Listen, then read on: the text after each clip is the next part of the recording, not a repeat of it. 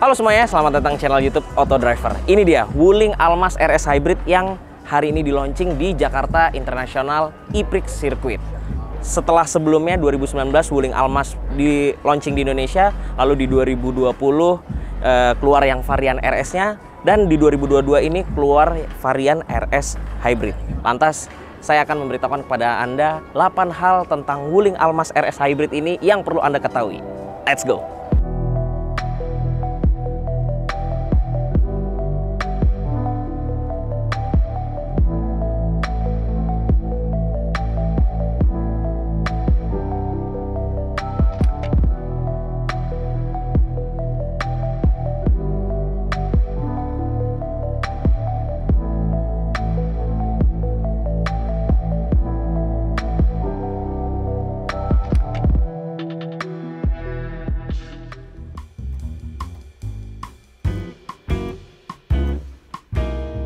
Kita lihat eksterior depannya. Ya, di bagian depan sini terlihat yang sebelumnya di varian Wuling Almas RS itu berwarna merah. Sekarang karena ini hybrid, dia berwarna biru. Ini tarikan garis berwarna biru. Lalu di sini ada logo RS berwarna biru. Tapi untuk grillnya semua sama dan dia juga sudah menggunakan logo Wuling yang terbaru yang berwarna chrome seperti ini. Dan di sini lampunya masih sama ya. Letaknya dia menggunakan proyektor LED, di atasnya DRL LED-nya, dan dia karena ini varian RS Hybrid, jadi dia ring proyektor LED-nya ini berwarna biru. Sekarang kita lihat sampingnya. Pada bagian sampingnya tidak terlihat banyak perubahan, siluetnya masih sama, two-tone bodinya, warna bodinya, dan tidak ada aksen-aksen birunya di sampingnya. Spionnya juga masih menggunakan yang sama, ada kameranya, jadi kameranya 360 derajat. Yang berubah adalah velgnya.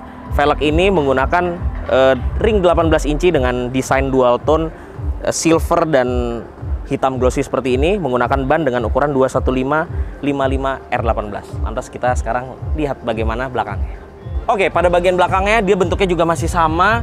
Dia tidak ada rear defoggernya. Ini ada roof spoilernya, ada third brake lampnya. Bentuknya sih sama, lampunya juga masih sama. Cuman ada satu emblem yang berubah, ada tambahan karena ini yang hybrid. Jadi ini ada di sana hybrid. Ini sebenarnya hybrid. Ini karena ini bentuk listriknya kan seperti S ya. Tapi bentuknya kayak gini nih, hybrid berwarna biru.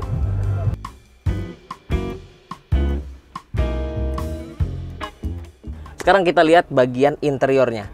Sekilas mirip ya dengan Wuling Almas RS sebelumnya. Desain dashboardnya pun sama dengan sistem multimedia besar yang ada di tengahnya ini. Tapi ada beberapa yang beda menandakan ini hybrid, yaitu tuas transmisinya ini berbeda. Dia bentuknya pun berbeda, lebih keren, lebih terlihat mahal, dan dia ada aksen berwarna biru di sini.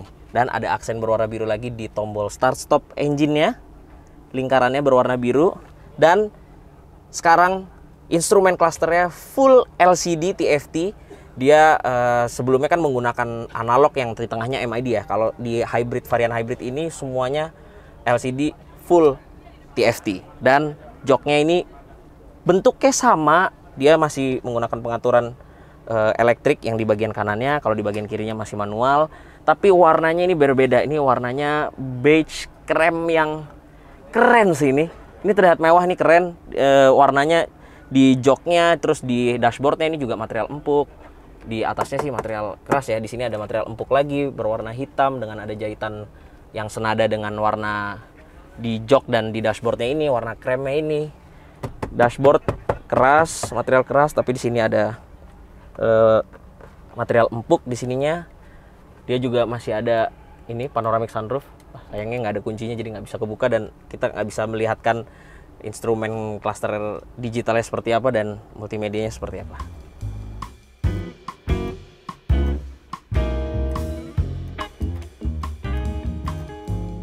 Akomodasi di baris kedua Wuling Almas Hybrid ini sama dengan yang ada di Wuling Almas RS Pro sebelumnya, karena dimensinya tidak berubah, panjangnya tidak berubah, menjadi lebar juga. Jadi ini legroom Anda bisa lihat, ini luas sekali. Saya bisa dengan leluasa selonjoran. Ini sedikit tidak tertopang sih, tapi masih aman lah. Kita masih bisa majuin kakinya karena masih lega. Ini jok depan sudah saya sesuaikan dengan bangku baris pengemudi. Tadi tinggi saya 165 cm. Headroom masih ada sedikit. Mungkin kalau orang yang tingginya lebih tinggi di atas 170, rada tipis tapi masih ada lah. Sekarang kita lihat bagasinya. Secara kasat mata, dia terlihat sama saja dengan yang ada di Wuling Almas RS. Tapi ini sebenarnya ada yang dikorbankan sedikit di bagian bawah dari bangku baris ketiganya. Karena baterai itu diletakkan di bagian belakang, di bawah sini lebih tepatnya. Jadi ban serep hilang, dia ditaruh baterai, dan dia menggunakan tire repair kit. Serta karena ada tambahan baterai di bagian belakang, bobotnya pun bertambah, total itu bertambah 90 kg dibanding antara Wuling Almas RS dibandingkan yang Wuling Almas Hybrid ini. Tapi itu bobot keseluruhan ya, jadi bukan hanya baterai. Karena sistem suspensinya pun jadi berubah karena ada tambahan baterai. Yang sebelumnya menggunakan sistem suspensi independen di bagian belakang, sekarang menggunakan torsion beam, dan pastinya spring rate dari pernya itu pun juga pastinya berubah. Jadi untuk mengkompensasi bobot yang lebih berat, sistem suspensinya berubah dan dia diletakkan di bawah. Dan karena ada posisi baterai dan ada kabel high voltage itu, jalur knalpotnya pun berubah. Jadi kalau misalkan ini dibandingkan dengan Wuling Almas RS, knalpotnya misalkan beloknya gitu, kalau yang ini jadi mungkin ada belok kanan atau belok kiri. Jadi untuk menghindari kabel high voltage tadi dengan baterainya. Jadi tidak terlalu signifikan Wuling menyebutkan akomodasi belakangnya berkurang, tapi memang ada pengurangan sedikit di bagian akomodasinya.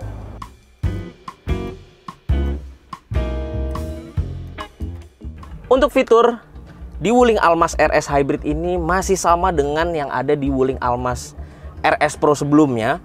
Dia juga sudah dilengkapi dengan ADAS yang lengkap, ada Adaptive Cruise Control, jadi ada Lane Keeping Assist-nya juga, jadi dia bisa semi autonomous, dan dia juga sudah dilengkapi dengan WIN, itu juga sudah ada dari sebelumnya, Wuling Indonesia Command, jadi bisa halo Wuling dengan berbahasa Indonesia untuk memerintahkan membuka sunroof misalkan atau membuka jendela, dan dia juga sudah dilengkapi dengan IOV, Internet of Vehicle. Jadi kita bisa kontrol, kita bisa nyalakan mesin, kita bisa buka pintu, kunci pintu, kita bisa tahu range bahan bakar, kita bisa melakukan banyak pengaturan settingan melalui remote control app, jadi lewat smartphone kita. Jadi untuk fitur sih sama ya. Dan ini juga untuk penyetelan setirnya juga masih hanya bisa tilt, belum bisa teleskopik. Yang ini membuat memang rasa berkendaranya saya rasa sedikit kurang ergonomis ya, karena posisinya kurang begitu enak dan dia tidak bisa tilt. Tapi sisanya sih masih sama fiturnya, ada electric parking brake dan auto hold.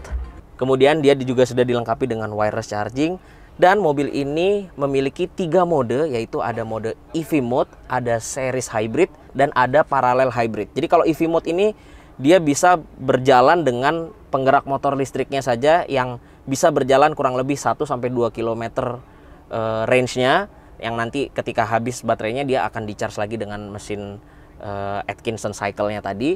Lalu di series hybrid ini dia akan mengoptimalkan untuk mesin ini menge-charge baterainya supaya bisa menggerakkan motor listriknya. Lalu yang mode ketiga adalah parallel hybrid. Jadi ketika kita mau akselerasi, kita menggunakan tenaga maksimumnya, kita mau mengejar performance, dia akan mengaktifkan atau menjalankan secara bersamaan, secara paralel antara mesin Atkinson cycle-nya dan motor listriknya untuk menggerakkan rodanya.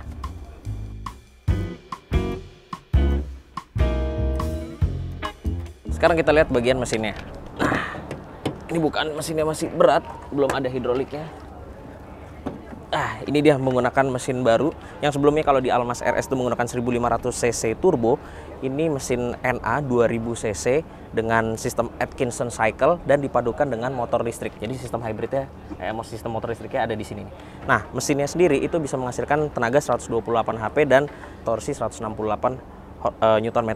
Dan dengan kombinasi motor listriknya ini, mesinnya bisa menghasilkan 174 HP dan torsinya 320 Nm. Nah, baterainya sendiri berkapasitas 1,8 kWh dengan teknologi baterai NMC, nikel manganis kobalt, dan dia tuh ada beberapa modenya dan dia bisa menjalankan hanya dengan motor listrik kurang lebih sejauh 1-2 km ketika habis dia akan langsung di-charge lagi dengan mesin Atkinson cycle-nya ini. Dan Wuling sendiri mengetes di headquarter-nya bahwa konsumsi bahan bakarnya klaim mereka bisa di kisaran 19 km per liter. Dan mesin ini menyalurkan tenaganya ke dua roda depan melalui transmisi DHT, Dedicated Hybrid Transmission, ke dua roda depan.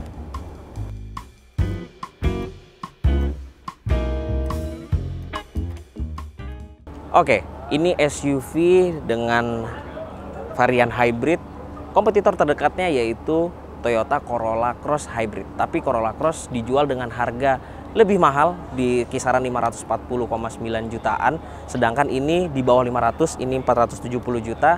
Dan fiturnya ini lebih banyak. Dia memiliki ADAS yang lengkap, sedangkan Corolla Cross tidak memiliki fitur ADAS.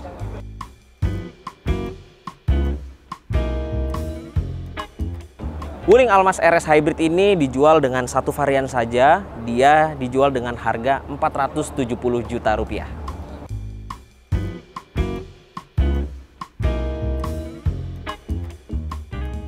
Ada beberapa kekurangan yang saya temukan di Wuling Almaz RS Hybrid ini, yaitu akomodasi yang lebih kecil sedikit, meskipun sedikit ya, karena tadi ada penambahan baterai di bagian belakang. Lalu saya rasa, meskipun saya belum mencoba ya, saya rasa kenyamanannya akan berkurang sedikit karena sistem suspensinya yang berubah, yang tadinya independen sekarang menggunakan torsion beam. Space-nya memang lebih lega dengan menggunakan sistem suspensi torsion beam, tapi saya rasa itu akan mengurangi kenyamanannya. Dan dia juga masih sama, driving position, posisi mengemudinya itu masih sama dengan yang ada Wuling Almaz RS Pro sebelumnya. Dia belum teleskopik, jadi kurang begitu ergonomis.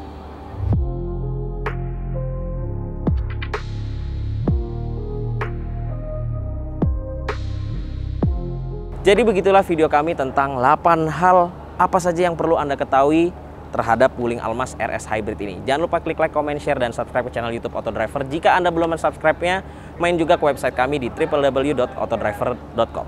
Serta jangan lupa untuk download aplikasi kami di Google Play Store. Terima kasih Anda sudah menyaksikan video ini. Sampai jumpa di video selanjutnya. Bye-bye.